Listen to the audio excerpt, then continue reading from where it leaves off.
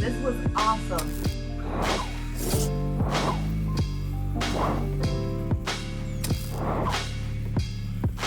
Thank you for tuning in.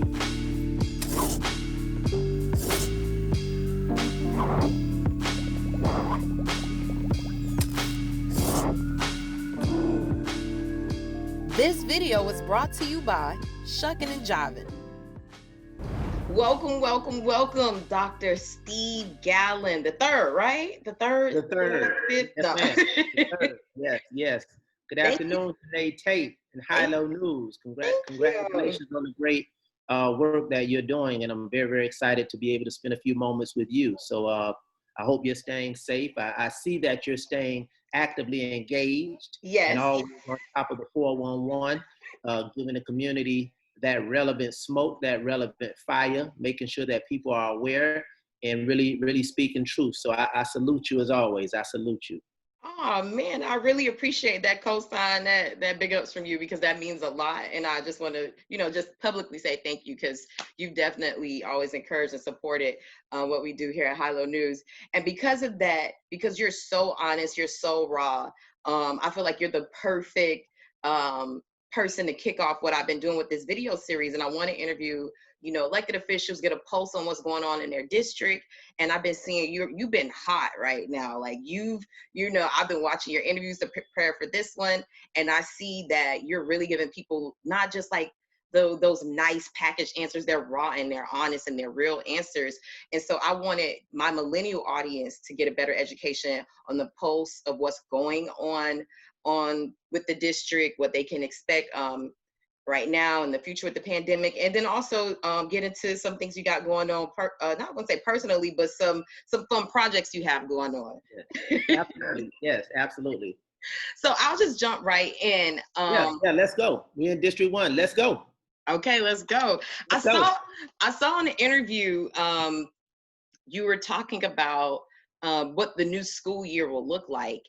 And there was a mention of maybe there being some kids coming in the morning, or some kids get to go to school online, still do virtual learning. So can you explain a little bit more what that means and how that process will run? Yeah, absolutely. What we made a determination, and I always juxtapose these two terminologies, declaration versus imposition. So we're declaring that we're going to move forward with our plan to open up for the 2020-2021 school year. But make no mistake about it, we're very, very cognizant of the fact that this is a health-related question that parents and families and educators and employees have to ask and have to answer individually. So there's no one answer that fits the question for family A. There's no one answer that fits the question for employee B. So with respect to parents and students, our declaration is that we're going to be open for business. We've not closed for business. We've closed our physical facilities, but we've continued education. This is going to be a huge step to debunk some of the notions that have been espoused around education for over 50 plus years, and that is education is a one-size-fits-all proposition. Yes, we have school choice. We have other models for implementing educational programs. But right now, this will be a litmus test for the Miami-Dade County Public Schools and schools throughout the state, quite frankly, to see how do we customize an educational program for not groups of children, but individual families based on their individual circumstances. So where a parent says, yes, I'm ready that school is back, but I still have some anxiety about my child relative to health-related exposure. I don't want to send my child physically back to school. So can you allow me to continue virtual learning opportunities with teacher engagement through digital platforms as we've done for the past 7 to 8 weeks? However, and conversely, you could have a working family, a working parent, a single mother, a single father that says, hey, I truly depend on the public schools to give my child stability, to give them continuity. And guess what? I got to go to work. I got to go to work. I want my child safe, and I'm going to trust the school system to provide the parameters according to the CDC guidelines for my child to be safe and maintain their health through social distancing and related areas. But I need my child physically out of my house and into your custody and care to provide instruction. So what we're preparing is to provide for both. So it's not an either or, it's a both and, or it may be a combination of the two. So you have a blended learning delivery system, which will be physical and also digital. We may explore a blended schedule where Janae Tate goes to school from 9 a.m. to 11:30, and Steve Gallon goes from 1:30 to 4:30. That will allow us to maybe cut a building in half in terms of its utilization. So where you have a school that may have 1,000 student capacity, so now we're doing 500 in the morning, 500 in the afternoon, and that will allow for us to implement those measures that will keep students socially distant and more importantly, safe. So again, it's a process that we have to contemplate. We've already surveyed the parents, and we got a sense of what parents' needs are, what their interests are, but equally important, what are their concerns relative to not only the education of their children, but more importantly, the safety and health and welfare of their children. That's awesome. I love that you guys have the parent feedback and that you're really like doing the research to make sure it's a safe environment and a comfortable environment for Yeah, parents. our parents are our customers. Any Yeah. business, we're in the business of education, but any business that's going to be successful, that's going to be viable, is going to really have to obtain and deeply contemplate the feedback from the customers, from the stakeholders. So with the social distancing, will there be a limit on how many kids can come at a time? So say, for example, there's only 15 slots, but 20 parents want their kid to come to school during a certain time. Like, how will you guys work out those type of instances? Obviously, and you would have to look at the capacity of individual schools. So obviously, we cannot go over the capacity of a school. The plan that we have, once again, is to look at a blended schedule if need be, to utilize other spaces. So for example, you could have an auditorium. That's not an instructional space in a school. You could have a cafetorium. That's not an instructional space in a school. You could have a music wing that's only used for elective, which is a music class, or a dance wing. We're going to have to get creative. We're going to have to get innovative, but our decision making in terms of a plan of ultimate implementation is going to be predicated on three things. The CDC guidelines working its way down through the state, the governor, the commissioner of education. What we're very proud of here is that we've obtained and we will contemplate parent feedback. And thirdly, we've established in the Miami-Dade County Public Schools a reopening of schools working group. And that working group is a collective of community stakeholders, preferably those with backgrounds in health and related fields, so that they can give us some insight, give us some ideas, because we understand that we don't have all of the answers, and that the more input, the more engagement, and the more advisement we have on this critically important issue, the better our product and our process and our plan will be. Oh, that's awesome. Now, I saw you speaking, you did a Facebook Live, a great Facebook Live with Rep. Chevron Jones and Dr. Osgood from Broward County. And I also see your interview with the UTD president. And something that came up was funding. And with the pandemic, Florida has been hit, our economy has been hit. Do you foresee any issues with funding where it comes to program resources, teacher pay? What are you guys looking at on the district level when it comes to funding? Absolutely. As many of you know, just a quick overview of the school funding proposition. Our funding is predicated on taxes that are sent to the state and then reallocated to local school districts. So the state bases its overall budget on taxes, whether it's sales taxes, property taxes, and the like. As businesses have been hit significantly, obviously that has abated consumer spending. It's abated tax revenue from sales, and obviously it's abated the state to really honor the initial budget that it approved in the legislature, but the governor has to have an opportunity to review it and see whether or not they can sustain it. Their assumptions are no longer in place. So if you anticipated, let's use a round number, $10 million of revenue coming in, then you could spend that $10 million going out. But if you now have been decimated with only $6 million of revenue coming in, but you've made a $10 million commitment in the budget, you're going to have to make some adjustments unless the federal government steps in with the CARES Act and the CARES allocation, which is an allocation that's coming from the federal government that is to augment and offset some of the deficits that not only Florida, but states around the entire country have realized because of shortfalls in revenue. So who would make up that delta of $4 million so that Florida can honor its initial promise and commitment that it made in its budget back in February or March before the pandemic and before the subsequent closure? So that's up in the air.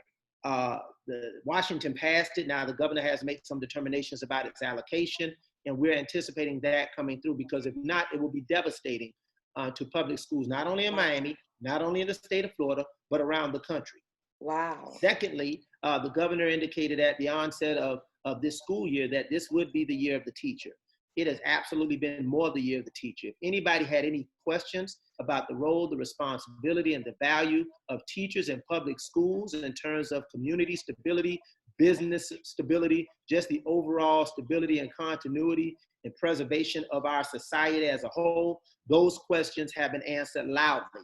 Our schools rock, our teachers rock, our principals rock, public school rocks, and we have shown the value that we have. So the governor made a commitment to address teacher compensation, but once again, it was predicated on the initial assumptions about what revenue would come in. Mm-hmm. We're fortunate in Miami-Dade County Public Schools because we had a referendum that came. Who did that referendum? Well, the voters approved the referendum, but God had it fit that for such a time as this, that your board member, Dr. Steve Gallon III in District 1, was the initial conduit in which I proffered an item in 2018, January of 2018. I proffered an item to explore local revenue sources to enhance teacher salaries. That was supported by our board. I had a task force, a working group. We got input. We put it out on the ballot, and the voters overwhelmingly supported. So I was very, very glad that I was a conduit, that I was an instrument with the support of my board members that supported the item, that we were able to get this through. And that has provided an additional $800+ million over 4 years in revenue, close to the $9+ million. It's like $232 million a year in additional revenue for teacher salaries and security. So we are going to be able to continue that revenue stream, because that's a commitment we have at the local level based on property taxes. And we know property taxes only go up. Sales taxes, obviously, your airlines stop traveling, your rental car businesses are going out, the malls have been closed, and I'm really feeling that, because I'm feeling that.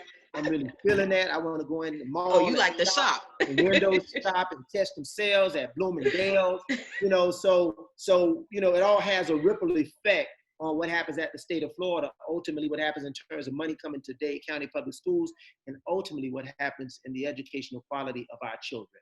But we are staying faithful, we're staying optimistic, and we're confident that the federal government will do what it needs to do, and the governor will follow suit and honor the promises that we made to public education, the promises we made to our teachers, but more importantly, Janae, the promises we made to our children.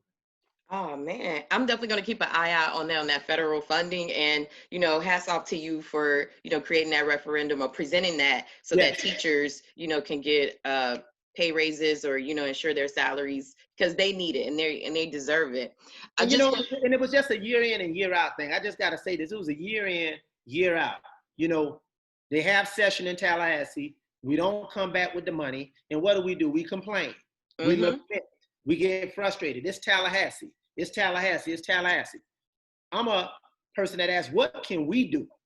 What can we do? So on the heels of the holiday break in January, I filed an item.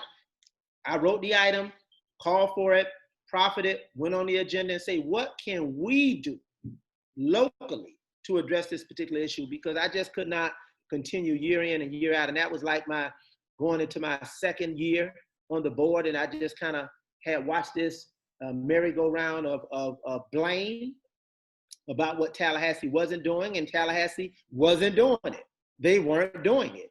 But we had to make sure that we do what we can in our community for our schools and our children. Man, that's awesome. You're a person that keeps your finger on the pulse of the community. They love you. I also want to just give you, if y'all don't know, Dr. Gallon is like mean with it, sick with it on social media. Like I feel like he's one of the top elected officials who like knows what he's doing, has his content up, he's engaged. So that to me allows you, and one, you know, people like, I'm gonna keep it nice and clean for you. F with you, they really do. So I know they're coming to you and they're talking to you, and I wanted to know like. From what you've been hearing from students and parents and teachers, like what is the mental state of everyone? Like a pandemic it's really heavy. Like it hit me really hard. Like I had to really pull myself out of depression and get myself back going. So like, how is that going for, you know, the students and the teachers and the parents? Like, have they been talking to you about that? And is the school district going to have measures to cope with that or help with that? Yeah, absolutely. On the heels of Parkland, and our hearts go out to Parkland, Marjorie Stoneman Douglas, that tragedy, and at Valentine's Day several years ago, February 14th, in which teachers and employees were gunned down. There was an elevated discourse around public education and around mental and emotional health. My heart goes out, but that discourse has been needed in the Black community for decades, because we have been traumatized by each other. We've been traumatized by the police. We've been traumatized by economic deprivation. We've been traumatized by gentrification. We've been traumatized by political castigation. We've been traumatized. And so we've had a pandemic in the Black community for decades, which warranted some level of mental, emotional support and help. But it was not popular at the time. It was not addressed at the time. I can't recall in 1980, when we went back to school after the 80 riots, did the counselors bring us in? Did we have crisis counselors coming in asking us about, were we lifted up to going through some buildings to open up the door to let people come and loot? You know, our community was set on fire. You know, we weren't brought in 1992, 93, when we watched them brutally destroy Rodney King. You know, that was not an issue in the Black community because, quite frankly, many people are desensitized as it relates to what perplexes us. And very often we're complicit in that because we just kind of move on. But the trauma that we've experienced over the course of the last 400 years, coming across the Middle Passage, our women are raped, our men are raped, our families are separated and divided, and we're treated like third and fourth and fifth class citizens. And there were provisions in law that says we were not a full person. So that trauma has been there in the Black community. And I've said that to say that when things are bad in a pandemic, in our community and our state and across our nation, things are worse in the Black community and for poor people. So we are cognizant of that in Miami-Dade County Public Schools. We will continue to lean in providing that support. So to answer your question succinctly, yes, parents are catching hell. Children are catching hell. Grandparents are catching hell. People who really don't know how to navigate the digital divide, but are expected to manage a house with 3 and 4 children, with 3 and 4 different grade levels, with 5, 6 different subjects, multiply that by 3 or 4. It's overwhelming. But what I said to them is that you're not alone, and we're going to stand with you. And we're going to make sure that there are no measures that punish our children, that punish our families, but that we're supportive. So absolutely, you have employees that have family members that are unemployed, and you know the debacle that has happened and continues to happen in the state of Florida. We are at the top in terms of delays and, quite frankly, some denials in unemployment benefits. That's just draconian treatment of people in light of these particular circumstances. But I was very honored in the Miami-Dade County Public Schools that I proffered an item to say our hourly and part-time people will get compensated during this time.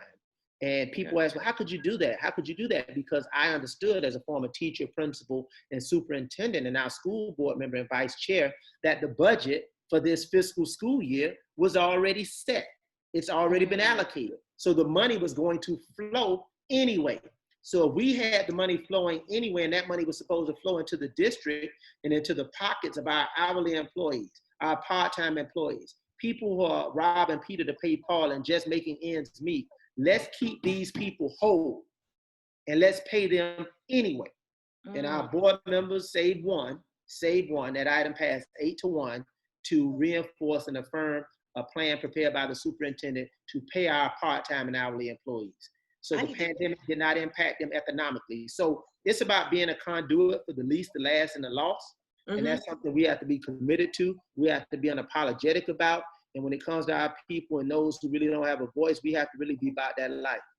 Yeah, I gotta check and see who was that one, because who would not approve that for part-time employees? What are like the resources now, or did you had like during the pandemic or going forward? Like, can kids call a hotline, or can parents or teachers Absolutely. call, like Yeah. like? Absolutely. As our buildings were closed physically, Mhm. education continued digitally. Educational programming and support continued virtually. So we Okay. had counselors, we have students who have IEPs, those students who have special needs. We're still obligated under law to provide those services. So we Mm, can't have it both ways. We can't say the state continued to fund us, but we're not going to use that funding to support our children. yeah. Just had to support them in a different delivery model. So Mm, counseling, therapy, school psychologists, social workers, all of those particular supports have still been in place, and they will continue to support our children who have a need, and quite frankly, which the law says in some cases, we have an obligation to still provide for them. wow. Now, just switching gears a little bit, and I even saw you mention this on your social media. um, the parents have now become the teachers, and they see what it is to be able to teach a kid and keep them captive, and make sure they're learning. And I thought this was a really great idea on your interview with the UTD president. She was like, maybe we should propose a teacher of the year, rookie teacher of the year amendment for all the parents, who have, gotten there and did their best to get their kids educated at home. What are your thoughts on that? Is that something that you think that, the school board would approve of? I mean, anytime you have an opportunity to recognize parents, and definitely shout out to the parents who put their shoulder to the wheel of that work, is always a commendable, noble effort. My question wouldn't be about the what in terms of what recognizing, it will be a question of the how. Mm, Because recognizing, quite frankly, a parent who um, is very engaged, is not working, not because they're unemployed, because they have the financial means that they don't have to work, that gives them additional time to dedicate to their children. They don't have connectivity issues. They don't have technology issues. They don't have intellectual capacity issues. And I'm not saying that some parents are less smarter than others. Some parents are more learned than others. Some parents, quite frankly, are more educated than others. And so to create a juxtaposition in which one parent who has that lifestyle, who has that luxury, who has that latitude, lifestyle, luxury, and latitude, mm, against a parent who does not, but is doing the best that he or she can when they get up at 5 o'clock in the morning, when they catch 2 and 3 buses to go somewhere and do domestic work, when the father's struggling with his cars and breaking down, but he's trying to go to a construction site, and now they've cut his hours back 5 hours, a half time, and he has 4 and 5 children in the household, and they're trying to not only get to work but get to the meal distribution sites to make sure that they have food on their table for their children, which the Dade County Public Schools has given away over 1 million meals. And I'd be remiss if I didn't say, and I think you were a witness to that during the Hurricane Irma, when we were out in the yeah. community giving out meals. And I turned around and made that into a policy position of the Dade County Public Schools. So we give out meals now. But parents really need that, and they really value that. So how do I juxtapose those two realities of a parent who has that luxury, that latitude, and that flexibility, uh, versus a parent who does not, and say one parent is more worthy of that recognition than the other? A parent who is catching hell and gets through it also deserves an award. Yes, I love how you compare and contrast, and to me, it brings it home. It helps the person, who may not be familiar with what's going on, maybe in the district, or how parents are living. Like, it makes it more real to me. So, Yeah, I've had yeah. parents when we first started, real parents, real stories, real narratives, reached out to me through social media, DM'd me. I have to be to work at 6 o'clock in the morning. I have 4 children. One's in Mm, kindergarten, one's in third grade, one's in middle school, and one's in high school. I won't be able to go to 4 different sites or 3 different sites for meal distribution. What can we do? What can you help me? That parent needed help, genuine help. Genuine help. The practicality of her being able to go to one elementary school for the K and 3, a middle school for the middle school child, and a high school for the high school child during that time was physically impossible. It was not practical, and having to be to work at 6 o'clock. Is she going to turn over that responsibility to a high school child to go to 2 to 3 different schools? No. That is where she reached out, and that is where we leaned in. So what I'm saying is these are real stories, and shout out to our district administrators who took that and owned that and worked that. And that parent has not missed a meal for her children and her family since. And she won't miss one throughout the summer because we're going to continue to sustain that support. That's something I didn't even think about, but honestly, that's my mom's story. She doesn't drive. She always catches the bus. She works. She had to be to work at 8 o'clock in the morning. And at one point, me and my little sister were 10 years apart. My little sister was in elementary school. My brother was in middle school, and me and my older sister were in high school. So I can only imagine what she would have had to do during that time. And that's a lot of people's story. And I'm so happy that you've been one of those champions to make sure resources are allocated. And if something has to be customized and we, like you said, lean in and help a parent, a little bit more, then, you make sure that those resources are there and available. So, hats off to you again. We have great community partners that support us in this work. We don't do it alone. And shout out to Valencia Gunda and her team that really served as an inspiration. You were a part of that particular process where some of those ideas were birthed. And they were birthed in the trenches. They can't be birthed in the ivory tower, because in the ivory tower, you can't feel, you can't touch, you can't feel the sting of poverty. You can't feel the pain of poverty. You can't really feel it. You can't see the smell of suffering. You can't smell it. You got to be right there up close and personal. And I'm so glad my late father always told me, no matter what, son, you be able to walk with kings, but don't you ever lose the common touch. Man, that's deep. That's deep. Just switching gears again, and there was a story in the news recently, and Florida is king of what? Football, sports. We ain't got to go into all the details on that. I already went into that. I talked about it. I ain't gonna put you in the hot seat. But I do want to know, from the district perspective, what's going to happen with sports? Football season, basketball season, track. I ran track. Shout out to Miami Carroll City and Miami Northwestern, my 2 high schools. But let me know, what can people expect for the next school year? What are you guys talking about when it comes to sports and what that's going to look like?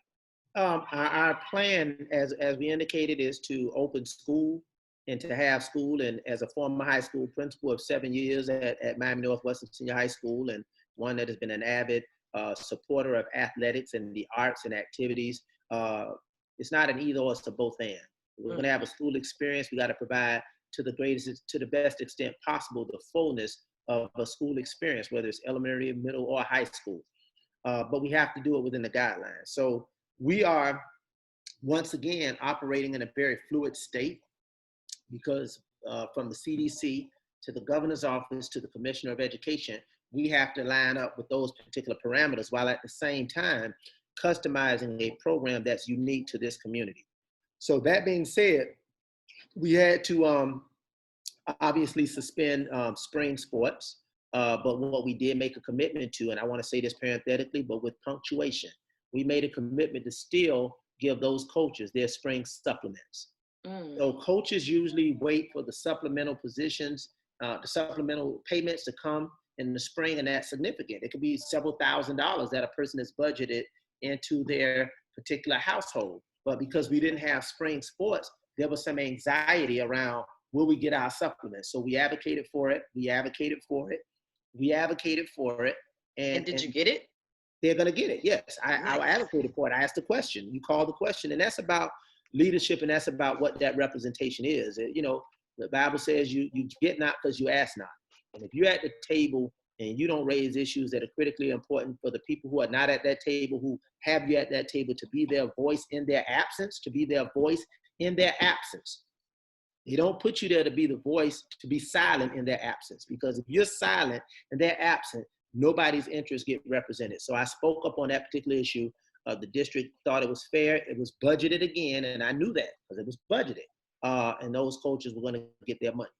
With respect to how we move forward, obviously the governor opened up for those activities. So we do see that as a ray of hope as it relates to the fall sports and the summer preparation.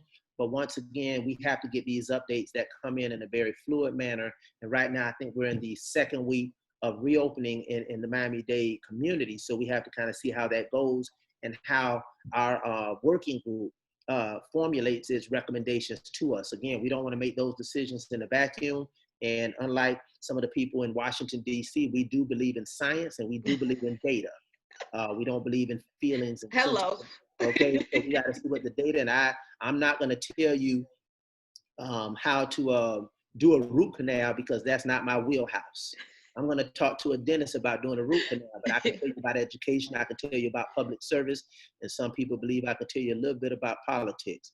So we're going to have experts around the table to give us some recommendations around some of these things we need to consider. But sports, we pray and we hope, and we're very optimistic, will be to a greater extent on the table. Because I'm just trying to wrap my head around like a sport like football or basketball where you're touching people. Like, what does that look like? Even on a national level, pro level, that's been the conversation. Like, what does that look like, for kids participating? How can you socially distant playing football? Like, what does that even mean? I mean, I guess it'll be every kid has on gloves, they have a helmet on, and they keep their mouthpiece and a whole lot of sanitizer. Whole lot of sanitizer. We talk about being socially distant, but a whole lot has to do as well with education and being responsible. Yeah. I mean, I have a 6-year-old daughter, and one of the things I always make sure when we go on our field trip to Target, that's our field trip. We go to Target. We go to Target. She hit me up yesterday. I think she hit me up for about $70 yesterday. A $20 baby doll, and a $50 new case for her iPad. The iPad case, okay, she needed that, but I don't know if she needed one that was $50. But I gave her a little flexibility. I tried to go with the one that was like on sale, but she liked the other one, and that's what she got. But when we come back home, it's sanitizing the car, it's taking off your clothes when you get home, getting in the shower, bathing, and making sure you're clean. So with children, you have to manage that. And we're going to need adults to manage that as well for our children. But adolescents and adults have to take some responsibility for their cleanliness and for their sanitation as well. Yeah. Well, we'll be keeping an eye on that and seeing like how we figure out sports. I know, in South Florida. We were getting ready for everybody to eat, B. Yes. You're part of the reason why, Miami-Dade County went and swept the state football state championship. So we need another year to eat, B, like you said. Everybody got to eat. Yeah, you presented, what was it, a resolution where it would allow the schools to be properly placed in their classifications for once, because for like 15 years or something like that, they weren't in the right classifications, and we were, eating each other, beating each other to get to the state. So that was something that you proposed and brought to the light. Yes, absolutely. And as you know, we did sweep, and I'm very proud and humbled that I followed up to make sure that at the state level, as it relates to some high school athletic issues, that I remain public enemy number one to people in the state, because I did follow up with another item that called for revenue sharing. Oh yeah, we covered that on High Low News, and those stories were really big. We're still talking to the Florida High School Athletic Association about that, because it does not make any financial sense, and some people perceive it as financial exploitation for a school to have to, let's say, spend $20,000 to compete and be compensated for $5,000 by the Florida High School Athletic Association that may make $50,000 off the event in profit. Wow. So those numbers have to be put on the table to properly represent the energy, the effort, and the sacrifices of our student athletes, and to treat them right financially. So there's a business side to that, from merchandising to simulcasting to $20 parking. And that money does not go back to the schools. It goes to the Florida High School Athletic Association, and I don't apologize for saying it, but we got to talk. And that item says we're going to talk. We're going to talk. And we're going to talk. Show me the money. Show me the money. That Show was me the crazy money. that you brought that to light, because a lot of people didn't even know that or even thought about that. You just assumed that the school was getting, at least I did, I assumed they were getting some of that revenue No, and that from your, starts in the playoffs, Janae. So it's not just at the state. wow. Once the school makes it into the playoff, the state's authority, the state's obligation, the state's influence on that financial division of revenue starts ticking. That clock starts ticking in. Wow. That's So, crazy. so school has to send the buses for the players. You want your band to have the I remember stadium. that You going want the in band high to have the school. stadium lit.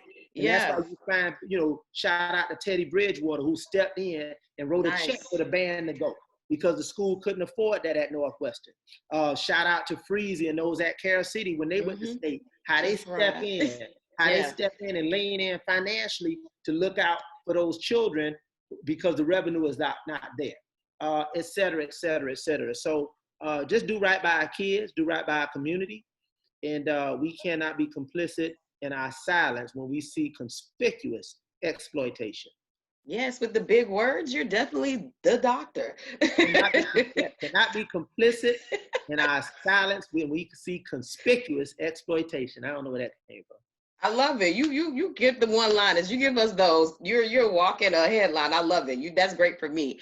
Yeah, But so what? we had a situation in this community that obviously I don't debate the issues, but obviously that issue is being addressed by the district where there was a team. There's an allegation that a team was practicing outside of the requirements, and I trust that that issue is being addressed. I heard a To the couple of appropriate. teams were. It just wasn't that one school. It was a couple of teams Well, from I think the streets. I told people who said that to me, show me the receipts. Mm, Give me the receipts. I think the one school in that question part. had receipts. Show me the receipts. But if you got pictures, you got video, them some receipts. But You, I've yeah. heard some other things, but what I hear and what I see are two different things. But we good up here in District 1. We good. That's true. We You good. you know what? Sometimes even for me, and I know that you represent District 1 because you're so, you're Liberty City to me. You Northwestern to me. You the city. So sometimes I think people think that you're also the district rep or the school board member for those schools too, because you're synonymous with Liberty City. Like people know you there, you're beloved there. So sometimes, people forget that those aren't your schools. Well, I believe in service and leadership from Florida City to County Line Road, but that district and those schools that we're referring to are being held down by my good friend, my colleague, and my champion for children, and she's also about that life. Yes, she is. Dr. Dorothy Bendross Mendengal, she holding all that down, and I'm riding with her on all of those issues. We ride together because we are stronger together. I love that. And I love that you're all about unity. You're about equity when it comes to finances, the revenue sharing. I've even heard you talk about like contracting for small businesses, doing business with the school board. So I love that you keep those things in the forefront. So, big ups to you for that. I want to switch gears again, and I see your shirt and it says tunnel vision. What is that? Here's the thing, people don't know, like, and you keep a mean dress game. I actually did a blog and you were like one of the favorites, like well dressed up elected politicians. But I love that you have like shirts with sayings. What is this saying about? Can you share a little bit? Thank you for putting me on the best dressed elected officials. I appreciate that. People have come to know me through my tailored suits and French cuff shirts, etc. Something I've been rocking since '96. You heard that, tailored suits. As Jay-Z said in the song, "Ask Bun B about me, I've been trill." What? That's the song. Somewhere in America, that song. Somewhere in America, ask Bun B about me. This ain't no snapback, I've been trill. That's what he say. So, I had to kind of put up the suits for a while and not be up here in no tailor-made suit and button-up tie and everything else. I mean, we are what we are. We go do what we do. But anytime you speak, your attire, your presentation, whether it's a suit, whatever it is, it should have a message. But I've been leaning into this whole social distancing, this virtual reality, and I'm not going to be artificial about having a conversation. I think it's what I got to say. So on all of my Zoom meetings, which I've been having many and interviews, I've have a T-shirt. But I've worn T-shirts for a while on my casual day, but they have to say something. So Yeah. whether it's Emmett Till, Harriet Tubman, a picture of Tupac, Huey Newton, it really speaks to our legacy of people, our struggle of people, our strength, our struggle, and our salvation. And so I have something to say, whether it's be free or die. You read about it, I lived it. That's really my narrative. People have read a lot about me, but I lived it. What you read, I lived. And that story came through my eyes, not through what was written in the paper. And God brought me through on the other side. God brought me through on the other side, and I'm better for it. So today, shout out to Gimme Real, former student, Okay. has an album out. And one of the songs that really spoke to me was a song called Tunnel Vision. And this song spoke to me so loudly that I requested that it be contemplated and included in a documentary they're doing on my life. And that is called Light Found in the Dark, the life of Dr. Steve Gallon III. And I think they're going to use this as one of the main songs in part one. It's going to be a 3-part documentary series. Shout out to Arvis Lawson, Yes. James Munchin. I'm sure they're going to give you the skinny on that whole project, which I'm excited about. I'm looking forward to it. It was very therapeutic. It was very cathartic. Really gave me an opportunity and really forced me into a place that often we don't like to go. And that's really the annals of our life experiences, the good, the bad, and ugly, those that include the pleasure and the pain, but those who help lead us to the purpose of what God has for our lives. You know, I often say, man plan, God laughs. And when I look at the journey of my life, I may have had a whole lot of planning, but God laughed. God laughed me to become the youngest principal in the Miami-Dade County Public Schools. God laughed me and purposed me to become earn a doctorate degree at 28 years old, to become the principal of Northwestern, and become the first Black to start here and become a superintendent of schools. And that was a part of my plan, that I would be on that journey. But while I was thinking that would be my journey, God was still laughing. And he laughed me right into the valley of my life. But that was part of the pain that I had to go through to get to my real purpose. And that purpose was to bring me back home for such a time as this, to provide leadership in District 1 in our community, and now to have been blessed to be a voice around this state and quite frankly around this country in the various roles that I serve, whether it's the Council of Urban Boards of Education, the Florida School Board Association, National School Boards, to be a voice of equity, to be a voice of opportunity, but more importantly, to be a voice of truth. So this project really speaks to this. And I wanted to give a shout out to Gimme Real, Tunnel Vision, and it's a rocking track. That's what's up. I definitely, I gotta check it out. And I saw the trailer. It was dope. I saw the numbers. You know, you was doing numbers. It was almost 1 million shares. It was 1 billion views. Like, people, you know, really want to see. And I think it was, you're really an open book. And I love that you share your story. But I think it's going to be something, you know, really different and hit a different way when we get to see it. And here you talk about how you grew up and your career in your own words and people who knew you. So I'm really looking forward to see that docuseries. And I know Arvis Lawson and James Munch, you know, personally, and they've been telling me some great stories behind the scenes. It's not going to just be one part. It's going to be like a docuseries, right? It's going to be 3 parts. Part 1 is going to talk about my growing up in Liberty City, what happened in my family situation. I'm the youngest of 6. I went to college. My brothers wound up going to prison. I lost a lot of friends. Some of those actually reflected in the trail of those 2 pictures of some of my friends. They're actually deceased. Those guys are deceased. One, and both had violent deaths. One was killed in a high-speed chase in which he was involved in a robbery, and they were killed with some other individuals, innocent bystanders as well. And another was later killed in a dope deal went bad, where he was stabbed to death in the backseat of a car. And these were close friends of mine that I grew up with. And you know, that's my childhood.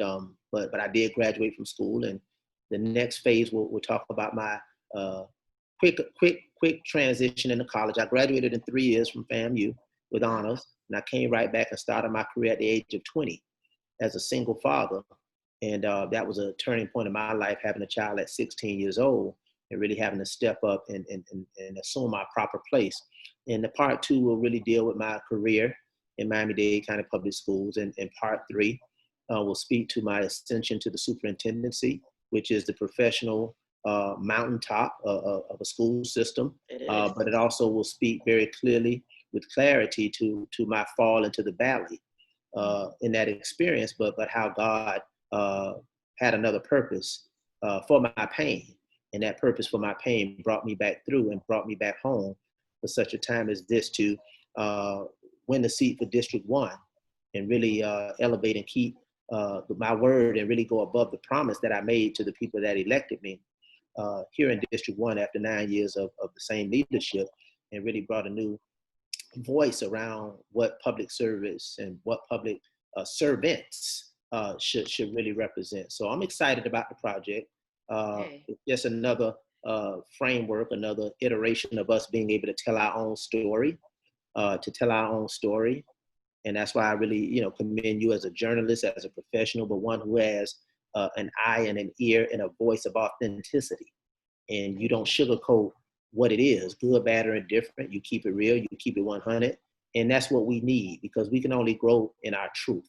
We can only grow in our truth and win, lose, or draw. Even when I ran for office, I had to lean in my truth. Even when people still take shots, I lean in my truth. I double down on who I am. And that's why, you heard my good friend, and I love her to pieces, Dr. Rosin Osgood. She leans strongly in her truth because who amongst us? Who amongst us? Who amongst us? Nobody. You don't have any battle scars, baby. You ain't been on the field. You've been sitting in the stands eating popcorn with your binoculars. But those of us who decide to get on the field, it's a contact sport in life. Anybody who has no battle scars really haven't been in a fight. And we all know that as Black folk, as Black people, as Black leaders, as Black professionals, and damn sure as Black men, our life is about fighting for our families, for our children, for our community, and fighting for ourselves. And no matter how hard we fight, we can still find ourselves on a pavement on Memorial Day with a white knee in our neck, saying the life ooze out, in which we call, in that faint voice, mama, mama. Man. And I saw you speak, you're speaking about George Floyd, his murder in Minneapolis. And I saw you post and when you said the life was oozing out of his, mouth and neck, it was just a vivid picture. And that really, touched me when you said that. I was like, that's really what happened. Like, we really just watched that happen. And you definitely have a way with words like that. That struck a chord with me when you said that. How has all of this stuff been affecting you, from Ahmaud Arbery, Breonna Taylor, George Floyd, and like what you think about for your students who could, they could easily be any of those people? Like, what are your thoughts, concerning these issues right now? As I said, and Tupac said it best, I see no changes. And, when I tell you about Arthur McDuffie, when I wear a shirt from a lynching from 100 years ago, Black folk being lynched while people just stood out. This is the same plays that they've been running for the last 400 years since they brought us here against our will, but we still survive. So I don't contemplate as much about who else it could be. I have to also contemplate that it could be me. I'm not immune because of my degrees. I'm not insulated because of my education. I'm not guarded because of my career or my reputation. I'm just as vulnerable in some cases, if not much more. Sometimes that lynching is not a physical lynching. Sometimes it's a political lynching. Sometimes it's a media lynching. But quite frankly, sometimes that lynching comes from our own, because, there's history that tells us that when it came to the slave trade and slaves who ran away, it was the other slaves. As a good friend of mine, Dr. Dorothy Bendross-Mendenhall often says, they use us to catch us. So I can't be complicit in this narrative to say that it's only about what they do to us from the outside. We got to be frank about what we do to each other on the inside. So where I stand on that particular issue, I'm not naive, I'm not blind, I'm fully cognizant as I consider my grandson, as I consider my own son, as I consider my neighbors, my students. I have to consider myself as a Black man in America living today who is unapologetic about truth, who's willing to speak truth, and who's willing to be free or die. Well, make no qualms about it. I know, I've seen you in action, and you definitely They're gonna have to. They're gonna go down with a fight if they try to come for you. Cause I see the tats. You told me a little bit about your friends. I'm like, Dr. Gallon must be a little bit about that life. You don't want to run. You don't want to just run up on Dr. Gallon. But my good friend Sean Carter, y'all know him as Jay-Z. Your good friend. That's my good friend. You know me. I always talk about Sean Carter and Jay-Z, and me and Puffy and Sean. All of us born in 1969. I mean, they got much more bread than I do, but we have the same. We're cut from the same cloth, the same ilk. We've had similar journeys, and God has blessed us in our own respective places to give us our own voices. But something about that year 1969. That's them boys. That's them boys. But my friend Sean Carter says, I'm going out on both feet, never knees in the dirt. Out on both feet, never knees in the dirt. So yeah, you know, we're gonna go out on both feet. Yeah. We're gonna go out on both feet, meaning we're gonna stand. We're gonna go out standing. If not, you know, it is what it is. And I'm passionate about it and prayerful about it, but I'm trusting in God's purpose for my life. And in that purpose, He has always protected me. I got them receipts too. Amen. I got those receipts. Before I let you go, I love it. And you kind of like even let me into this segue. I want to, with my platform, millennials, we're really like an interesting group. We want to know the personal, we want to know the political. I just want people, if they've been under a rock, don't know you, I want to ask you a few, like, I call them lightning round questions. And it's just going to be fun questions. And I want to, you know, just hear what your thoughts are, okay? Let's go. Let's see. Who are you listening to right now? Who's on your playlist? Right now. Right now. What you been rocking? What you been rocking with? Babyface and Brian McKnight. Ooh, okay. Why? That's interesting. Was it the versus battle between him and Teddy Riley brought that, or? No, just the words and the narrative and the nostalgia. The words, the narrative, and the nostalgia, because those songs take me to a place, take me to a very special place at a special time. And quite frankly, Janae, since you all up in it, with special people. Okay. And so that pandemic can hit different when you listen to those songs. That part. That's part true. Right there. That's so true. Yeah. And I guess with some of the words out there, I mean, you know, Babyface and Brian McKnight, they really speak to love. They really speak to love, the tenderness, the love, the caring of how one man is to treat a woman. And that's something I value tremendously. You went there, I didn't. Hey, I love Babyface. I love how you always raw and real with it. And you know, hey, sometimes we be in that mood, that Babyface Brian McKnight mood. They competing on my stuff. Babyface and Brian McKnight. All right. So what's your favorite thing to watch right now? There's so much stuff going on. Everybody being at home. What's your favorite thing to watch right now? I'm knocking it out the park with Netflix. So many different series. I mean, oh God. I mean, I'm watching right now this docuseries that just came out on Epstein.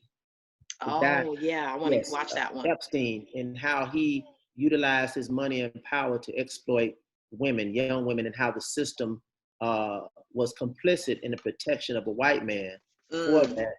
But then they will hang a black man in the criminal justice system for a non-criminal act.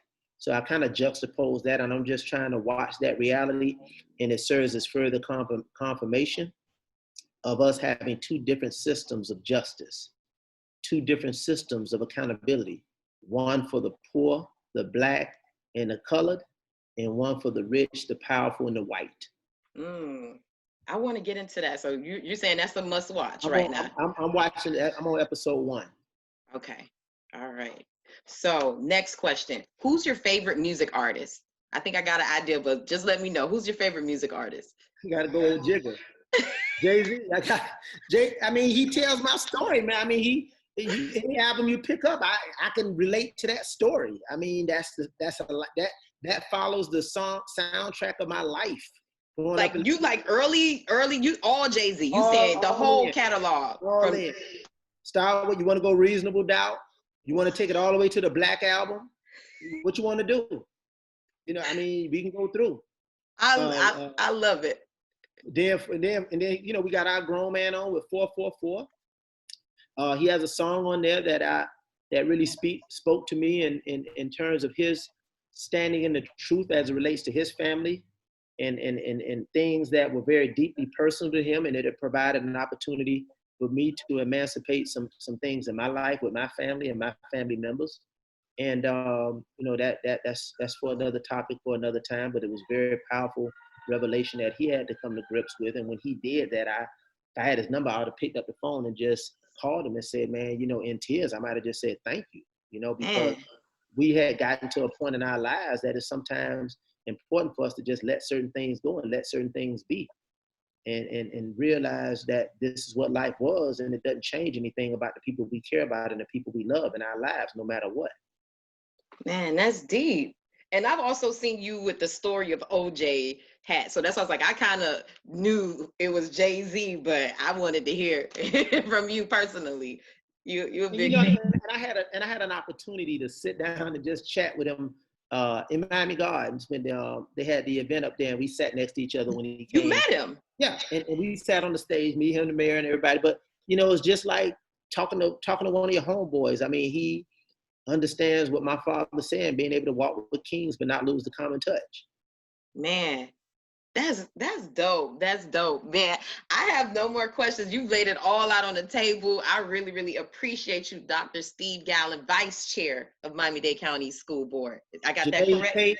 Janae Tate and Hello News, appreciate you. Salute to you, my sister. Love you. And thanks for your support. Thanks for your platforms. And the sky's the limit for you. The sky's the limit. You keep pushing, you keep working, you keep running, because you just getting started. Oh man, thank you, thank you, thank you. I'll be sure to put your information in the description box, people watching on YouTube and social media, so you guys can follow and connect with Dr. Steve Gallon. And again, thank you so much for taking time out your very busy day to speak with us on Hello News.